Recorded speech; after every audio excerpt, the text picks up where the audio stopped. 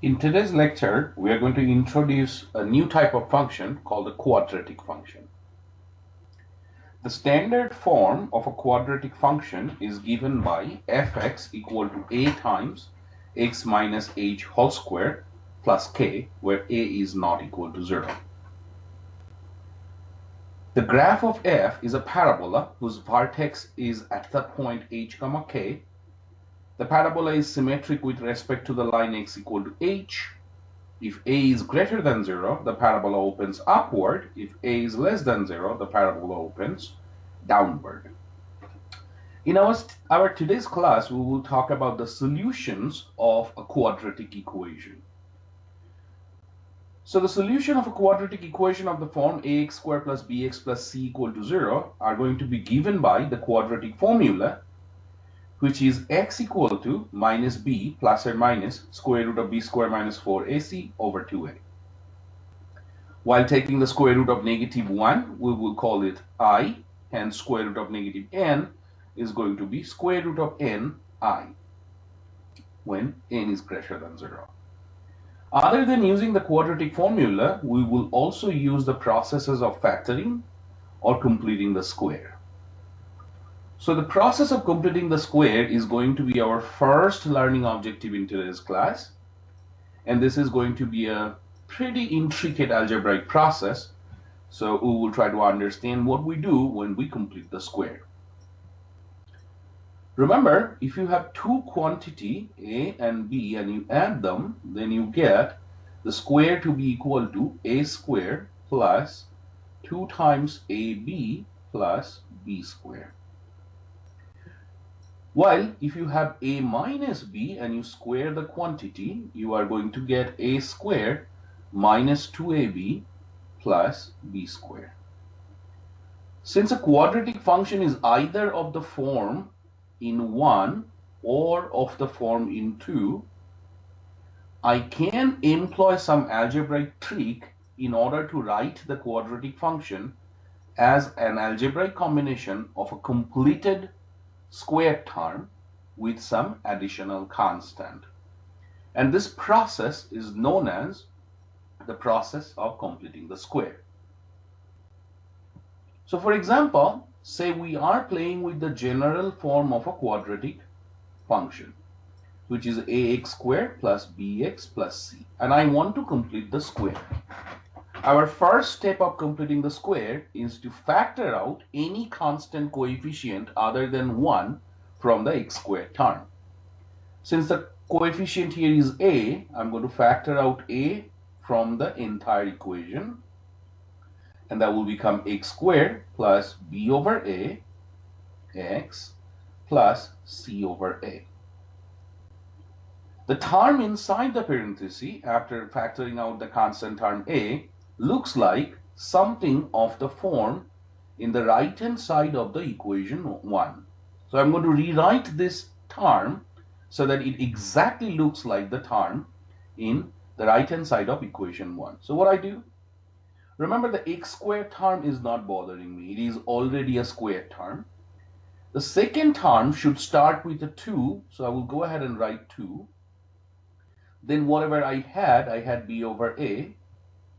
And then to cancel this 2 that I have written first, I will write down 1/2 and I will write down the x. So this manipulation is going to let us have a term which looks like the second term here, 2 times a times b, and where a is x. This is the term which square I have already seen here. So this entire term b over a times 1/2 is the term b. So in this step, I will not do anything else. I will just keep it this way. Actually, I should have said c over a. And I will proceed further. So now you are going to say this is a times x squared. I'm going to rewrite this term as 2 times x so that it exactly looks like this 2ab term here. And the b term, as we have pointed out, is these two terms together, which you think you can write as b over 2a. Then look at the right hand side of the first equation, it is the second term square. My second term is b over 2a, so I have to add this term as b over 2a square. But because I have added this term and this term was not present in the previous line, I'm going to subtract this term as well. And I had a c over a in the previous stage, so I will have that as well. And then I'm going to start simplifying. So now if I look at the first three terms in my expression, they are the whole squared quantity square term. And if you look at the expression one more time, I have the right hand side. It should be equal to the left hand side, which is just the first term without the square, the second term without the square added. So I will say a times x plus b over 2a square. What else I have? Now I have this term which can be simplified as minus b square over the bottom square is going to be 4a square plus c over a. This manipulation of a quadratic function is called completion of the square. So what we have done so far is going to be called completion of the square. Now this is not very simple, especially when you are doing it with variable coefficient, letter coefficient. The work looks messy. So what I will do, I will try to practice this work for solving quadratic equations with numbers as the coefficient. So now look at the first example here. This one is asking you to solve the equation 2x squared minus 1x equal to 0 by completing the square. So I'll start working. Since the coefficient of x squared is 2, 2 should be factored out. And when I do that, I get x squared minus 1/2 x. And that should be equal to 0. Now I will write it as 2 times x squared. Remember, I need a 2. Then I had 1/2, but to cancel this 2 extra 2, I will write down one more 1/2 and then x. That will be equal to 2 times. Now you are going to rearrange. You're going to write it as x squared minus 2 times x. So this is the 2, this is the x, and the rest of them together, 1/2 times 1/2 is 1/4. And that's my second term. So now I need the second term square. And also don't forget to subtract it because this term was not there in the previous stage. So I have to subtract that entire term. That should be equal to 0. So now I can say this is 2 times. Think about it.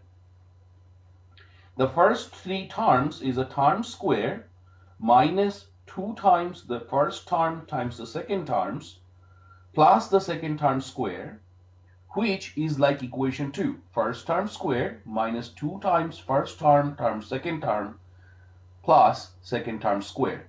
So as the left hand side is, it is just the first term minus the second term. So your first term is x, second term is 1/2, and you write it as a quantity square. And that's just the first three terms all together. What else I have? I have negative 1/4 squared, so that will be 1/16, and that should be equal to 0. So now I can write it as, once I have this stage, I can write it as 2 times x minus 1/2 squared equal to, or if you want, you can distribute first and then send it to the other side. So I will probably go ahead and say that this is 2 times 1/16 with a minus in front. So what I have done, I have this 2, which should be distributed over this quantity square term and should be distributed over 1/16. Right hand side is still 0. So now I say that means 2 times x minus 1/2 squared is equal to, so this going to the right hand side will be 2/16. Now I will divide both sides by 2 to get rid of this 2 from here. So I get x minus 1/2 whole square equal to, let's see what I have. I have 2 over 16 and I'm dividing it by 2. Do not forget 2 is 2 over 1. So dividing by a fraction means multiplying by its reciprocal, which means I can now cancel these two 2's and eventually I get 1 over 16. So I have x minus 1/2 whole to the power 2 equal to 1 over 16. Now we would like to take the square roots on both sides in order to get x by itself. So we'll take square roots, and do not forget when you take square root, the left hand side is going to be absolute value of x minus 1/2. And that should be square root of 1 over 16 is 1 over 4, which should give us two solutions. One will be x minus 1/2 equal to positive 1/4. The other will be x minus 1/2 equal to negative 1/4. Okay. And in fact, I have been writing x minus 1/2, but if you remember, the second term was 1/4, so all these 2's that I have, they should be 4. I'm so sorry for this small mistake here. I'm going to go ahead and fix this thing. It's just following the formula. So since the second term was 1/4 square, so I will just use 1/4 everywhere. Should have been more careful about it. So all of them are 1/4 all over. And then we know how to solve this thing. This is a simple linear equation.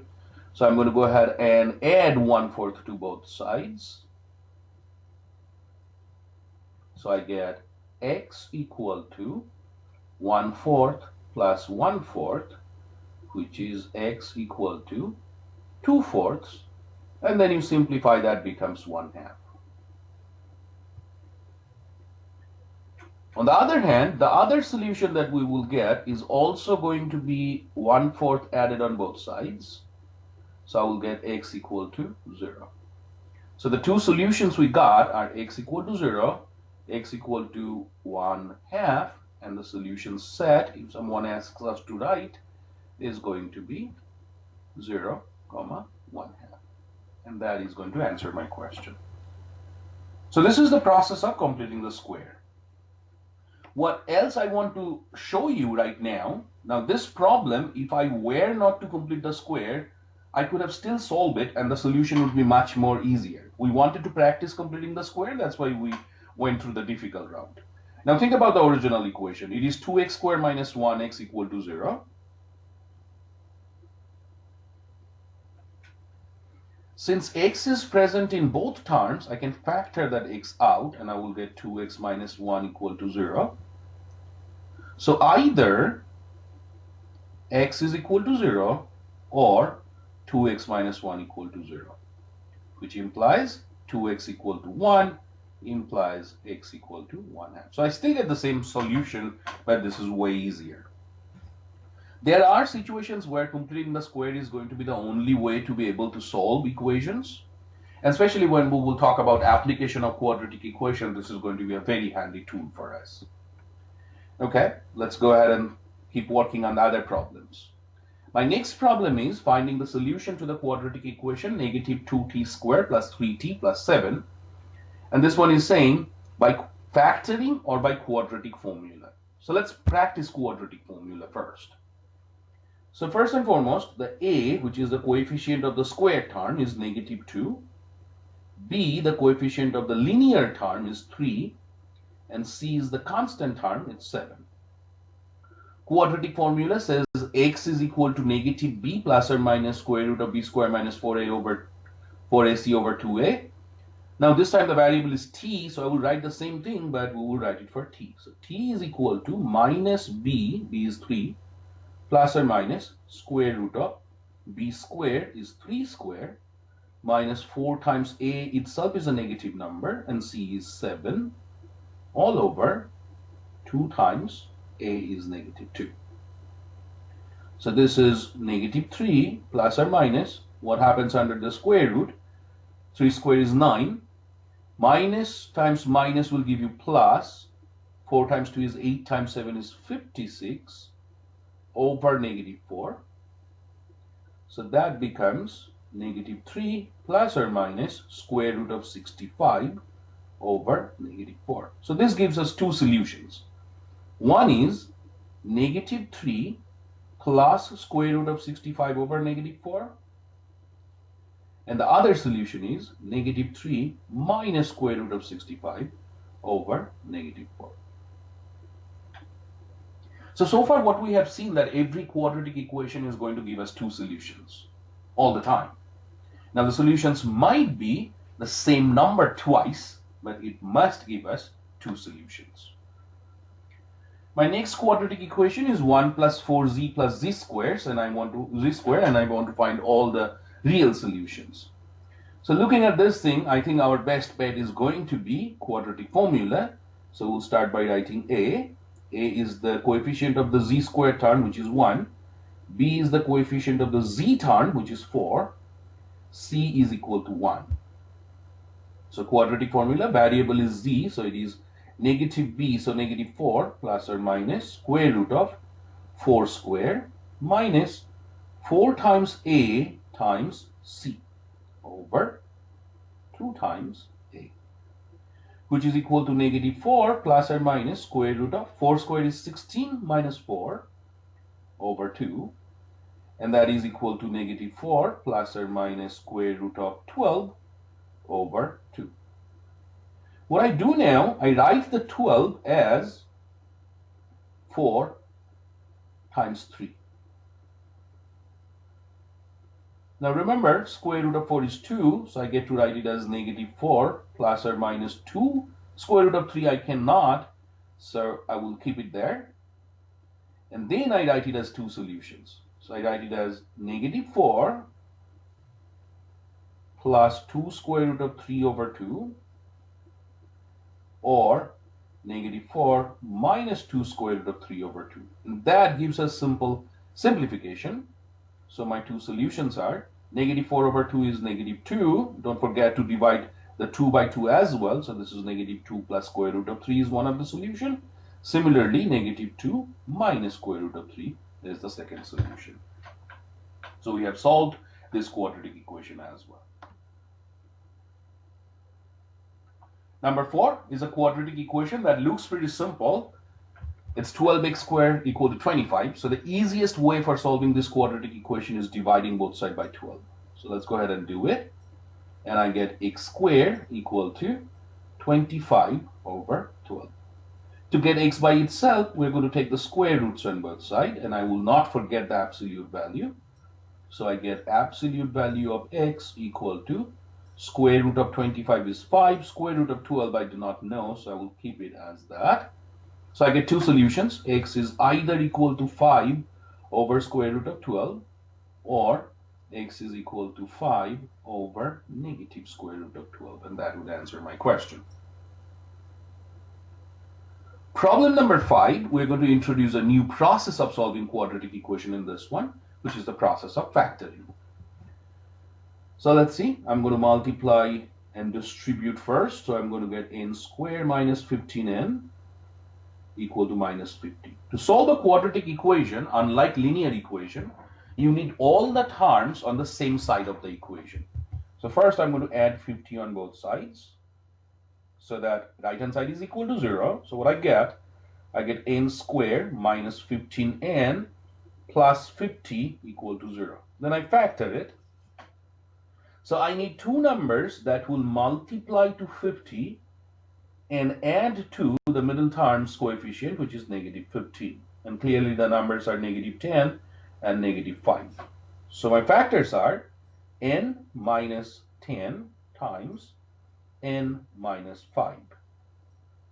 So either from the first factor, n minus 10 equal to 0, which implies n is equal to 10, or from the second factor, n minus 5 equal to 0, which implies n is equal to 5. So the two solutions are 5 and 10. And we're done. Problem number 6 is again asking us to find the solution to the quadratic equation. And again, I'm going to factor. Now this factoring is going to be a little more intricate than the last one. So the process is you look at the C term and the A term. So A is 6, C is -3, B is 17. Multiply A and C. So you get -18.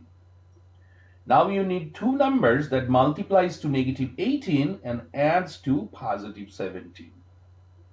Well, the numbers are 18 and -1. If you multiply, you get -18. If you add them, you get 17. So what I do with them? I write them as 6y squared. Because of the 18, I say plus 18y. Because of the -1, I say -1y minus 3 equal to 0. And I start factoring by grouping. If I look at the first pair of terms, 6y is present in both terms. So I will factor that out, and I will get y plus 3. 6 divides 18, and I get 3. From the second pair of term, I have to take out -1 so that I get y plus 3, the same term in this group. So since this group y plus 3 is common in both terms, now you're going to take that out. From the first term, you will get 6y. From the second term, you will get -1, and you are done factoring. So we're going to write the solutions now. First, y plus 3 is equal to 0, and that will mean y equal to -3. The other solution is going to come from 6y minus 1 equal to 0. So 6y is equal to 1. That means y is equal to 1 over 6. So the two solutions are -3 and 1 over 6, and we're done. Equation in 7 looks like a quadratic equation, but if you look carefully, it is actually not. How come? Well, what you can do, you can subtract x squared from both sides to start with. Then see, I have 2x plus 17 equal to 3x plus 11. And you know that this is just a linear equation. So I will get the x's on one side by subtracting 2x from both sides. And I will get 17 equal to x plus 11.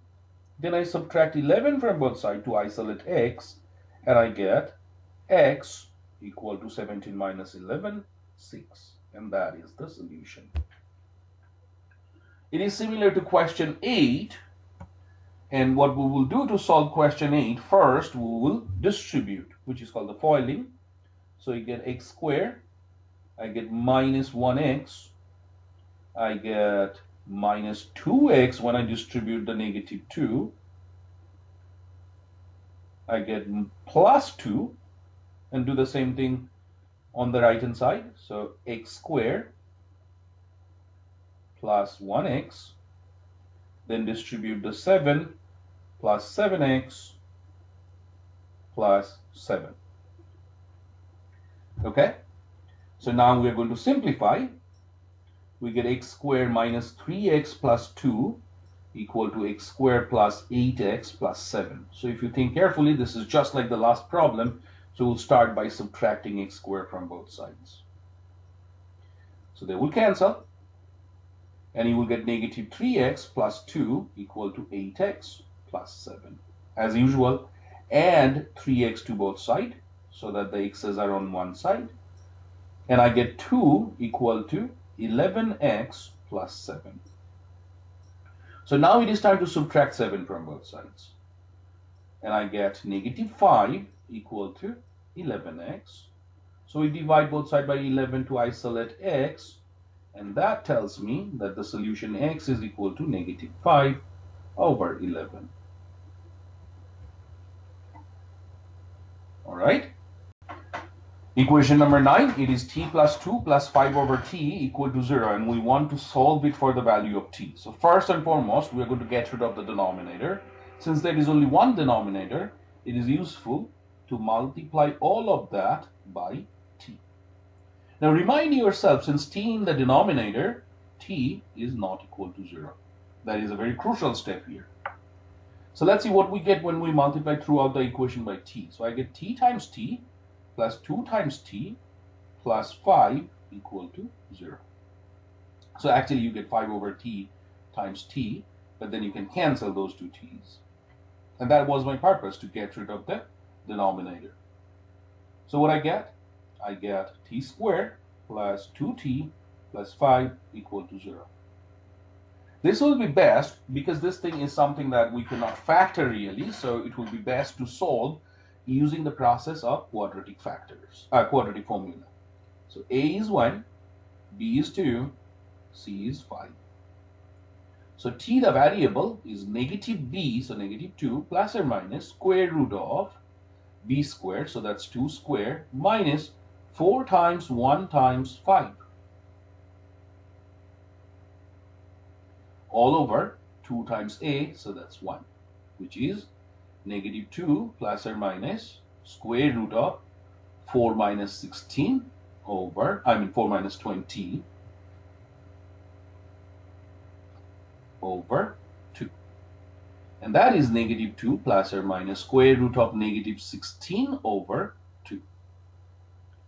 Now remember, it is the square root of the negative number. So what I do to make it simple, I will say negative 2 plus or minus square root of 16, that's the positive part. And for the square root of the negative, I will just write I over 2. Square root of 16 is 4, so you get negative 2 plus or minus 4i over 2. And then write two solutions out of it. One is negative 2 plus 4i over 2. The other is negative 2 minus 4i over 2. Simplification, divide 2, both bottom and top, by 2. So I get negative 1 plus 2i. Do not forget to divide 4 by 2 as well. Or negative 1 minus 2i as the two solutions to this quadratic equation. So this is one instance where the solutions are not real numbers, but I still get two solutions. Finding solutions for x squared plus 1.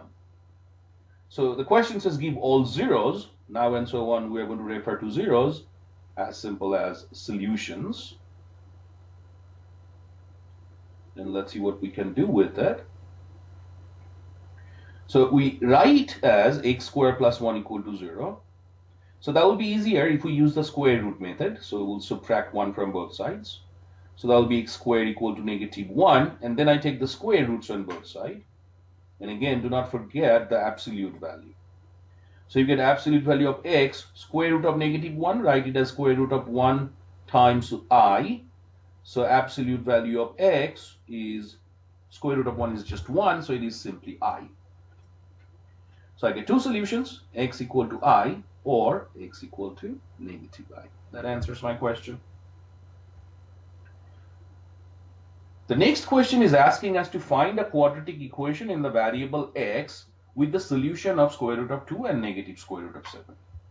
So if square root of 2 is the solution, then I say is the solution means the factor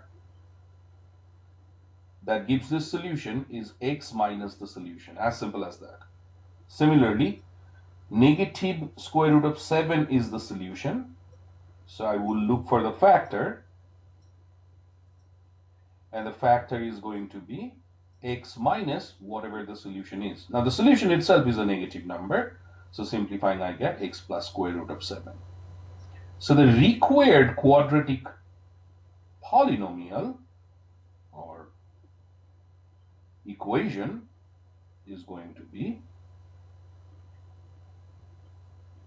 these two factors written side by side and multiplied. So x minus square root of 2 is one of the factor, and x plus square root of 7 is the other factor.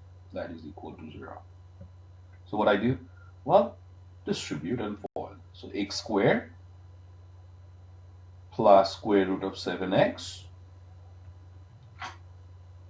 minus square root of 2x, and this one is minus square root of 2 times 7, because both of them are under square root. That should be equal to 0. So I get x squared plus square root of 7 minus square root of 2 times x. So I just factored out the x from this term and this term, minus square root of 14 equal to 0. And this is your answer. This is the required quadratic equation that will have the solution square root of 2 and negative square root of 7. So I have a little bit of explanation of the formula for completing the square.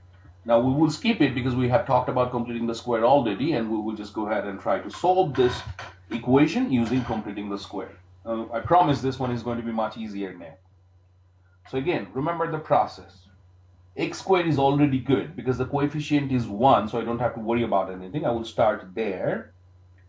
You already have 2, don't have to worry about it. Then the next term. But I need a second term, and I don't see one. Well, think about the term 1. If you multiply 1, it doesn't change anything. On the top of that, you now got a second term. So your second term is 1.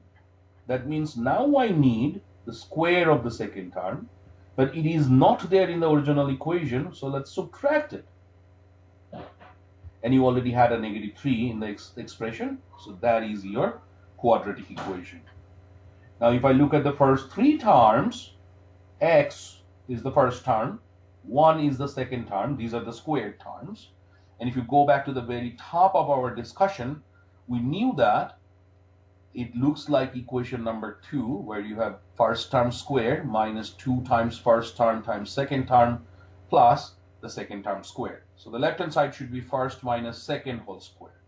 And my first term is x, and my second term is simply 1. So I will write it as x minus 1 to the power 2. Then I have -1 squared, which is -1. I have -3 equal to 0. So I get x minus 1 squared minus 4 equal to 0. So adding 4 on both sides, I get x minus 1 squared equal to 4. And I would like to take the square roots on both sides. Again, never forget the absolute value. So that will give us absolute value of x minus 1 equal to 2. So I get 2 solutions, x minus 1 equal to 2, or x minus 1 equal to -2. So once I have these things, I will solve it for x. So my x is going to be 2 plus 1, and that is 3, or x is going to be -2 plus 1, which is -1. So the 2 solutions are -1 and 3. So we have solved a quadratic equation using the completion of the square process. Let's carry on. The next problem is x plus 2 squared minus 5 times x plus 5 equal to minus x plus 10. So the first thing that we have to do on this equation, we have to FOIL the x plus 2 squared, distribute wherever it is necessary, and write all the terms on one side of the equation. So the easiest way of writing x plus 2 squared is writing 2x plus 2's side by side, and then start FOILing. So you get x squared, you get plus 2x, and you get 2x, one more time, plus 4. So this is x squared plus 4x plus 4. So write it down, x squared plus 4x plus 4 minus 5x minus 25 equal to minus x minus 20. And then we are going to combine like terms. So we'll get x squared. 4x minus 5x is minus x, these two together. 4 minus 25 is minus 21, equal to minus x minus 20. So because I want all terms on the same side, I'm going to add x with both sides. And I see that they will cancel. These will cancel. So now it is a little interesting because I have x squared minus 21 equal to -20, and it seems it is easier to add 21 on both sides because I can take the square root eventually. So x squared equal to 1. And then I go ahead and take the square roots on both sides. So I get absolute value of x is equal to 1, which implies x is equal to 1 or x is equal to -1. So the two solutions are -1 and 1. So this is a quadratic equation, but the coefficients are fractions, so I have denominators which are non-ones. So I'm going to find the common denominator. Clearly the common denominator is 6, and our process tells us that multiply throughout by 6. So you get 6 times x squared over 6 plus 6 times x over 2 plus 6 times x over 3 equal to 6 times 0. So do all necessary cancellation first before you start multiplying. 2 divides 6, so gives us 3. 3 divides 6, so gives us 2. So I get x squared plus 3x plus 2x equal to, actually there is no x on 1/3, that's again my mistake, so this x is not there, this is just 1, so that also tells me that I should not have this x. So plus 2 equal to 0, and this is what we are going to solve. Now this one, looking at this thing, it is so simple to factor. You need two numbers that multiplies to 2 and adds to 3, so the numbers are 2 and 1. So the factors are going to be x plus 2 times x plus 1 equal to 0, which means x is either equal to -2 or x is equal to -1. So that answers my question. The two solutions we got from this quadratic equation are -2 and -1. Okay. My next problem is 4x squared equal to 4x minus 1. So what I do first, I bring all the terms to one side and write it as 4x squared minus 4x plus 1 equal to 0. So I subtracted 4x from both sides and added 1 with both sides. Now I can factor this thing. So again, you have to look at a, which is 4, c, which is 1, and b, which is -4. Multiply a and c, you get 4. Now you need two numbers that will multiply to 4 but add to -4. The numbers are clearly -2 and -2. So write it as 4x squared minus 2x because of these two new numbers that you found out, plus 1 equal to 0, and factor by grouping. So from the first two terms, I will factor out 2x and I will get 2x minus 1. Then in order to get 2x minus 1, I have to factor out a -1. So we get -1 times 2x minus 1, which is equal to 0. Now I look at the group 2x minus 1, which is common in both pair of terms. So I will factor out this term, 2x minus 1, altogether. And from the first term, I get 2x. From the second term, I get 2x minus 1. -1, so 2x minus 1. So see, I have the same factor. So 2x minus 1 is equal to 0. If you want, you can write or 2x minus 1 equal to 0, but they're the same thing. So I just have to solve it once. So 2x is 1, which implies x is equal to 1/2 or 1/2. So I get two solutions, but both of these solutions are 1/2. Now, this question we have already solved. Remember, we are finding a quadratic equation with the variable x, so that the solution is square root of 2 and negative square root of 7. So I'm just going to write down the answer. It should be x squared plus square root of 7 minus square root of 2 times x minus square root of 14 equal to 0. We have done this problem. You can go back and check the work. And that concludes the solutions of quadratic equations. Next class, we will talk about applications with quadratic equations.